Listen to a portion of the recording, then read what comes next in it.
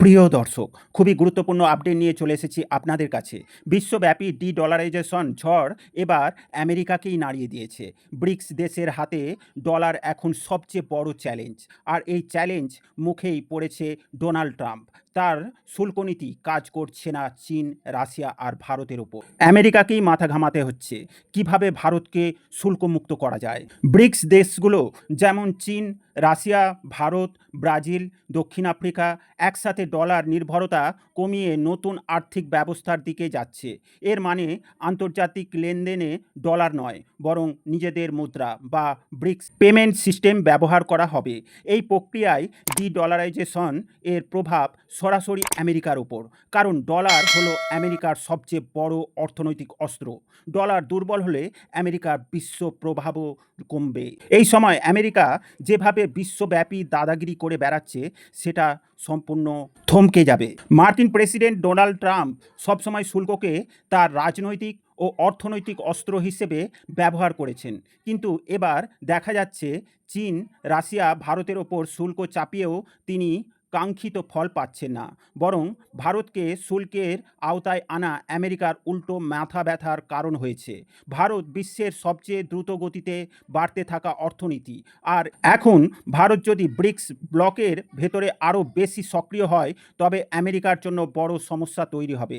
এদিকে আমেরিকার supreme court ট্রাম্পের শুল্কনীতিকে 20 বছরের সবচেয়ে বড় ব্যর্থতা বলে উল্লেখ করেছেন এবং ট্রাম্পকে এর জবাব চেয়ে। এখানে ভারত হচ্ছে মূল গেম চেঞ্জার, কারণ ভারত একই সাথে আমেরিকার ঘনিষ্ঠ কৌশলগত মিত্র, আবার ব্রিক্সের ব্লকের প্রধান স্তম্ভ।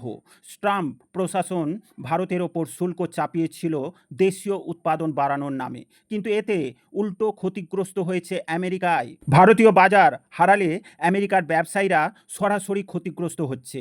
ফলাফল আজ আমেরিকাকেই বাধ্য হয়ে ভারতকে শুল্কমুক্ত করার কথা ভাবতে হচ্ছে। আগত ব্রিক্স সম্মেলন এবার ব্রাজিলে বসতে যাচ্ছে। তার আগেই আমেরিকা আদালতে ধাক্কা খেল শুল্কনীতির কারণে। এটি শুধু অর্থনৈতিক নয়, কূটনৈতিক পরাজয়ও, কারণ ট্রাম্প যেভাবে শুল্কনীতি নিয়ে সবাইকে নিয়ন্ত্রণ করতে চাইছিলেন সেটা কাজ করছে না।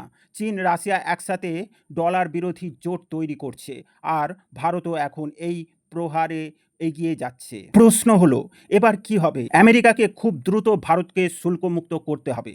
ব্রিক্স যদি ডলারাইজেশনে সফল হয় তবে বিশ্ব বাণিজ্যে এক নতুন অধ্যায় শুরু হবে।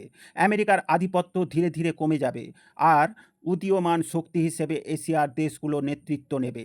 সবচেয়ে বড় চ্যালেঞ্জ ট্রাম্পের জন্য কিভাবে একদিকে ডলার রক্ষা করবেন, আবার অন্যদিকে ভারতের সাথে সম্পর্কও বজায় রাখবেন। এক কথায় আসন্ন ব্রিক্স সম্মেলন কেবল অর্থনৈতিক নয়, ভূ রাজনৈতিক সমীকরণই বদলে দিতে পারে। ডলারাইজেশনের এই তরঙ্গ যদি শক্তিশালী হয় তবে আমেরিকার আধিপত্য আর আগের মতো থাকবে না। প্রশ্ন হচ্ছে, ট্রাম্প কি ভারতকে শুল্কমুক্ত করে নতুন ভারসাম্য তৈরি করতে পারবেন, নাকি ব্রিক্স একেবারেই বিশ্ব অর্থনীতির নতুন নিয়ম লিখবে? আপনার কি মনে হয়? নিচে কমেন্টে জানিয়ে দিন।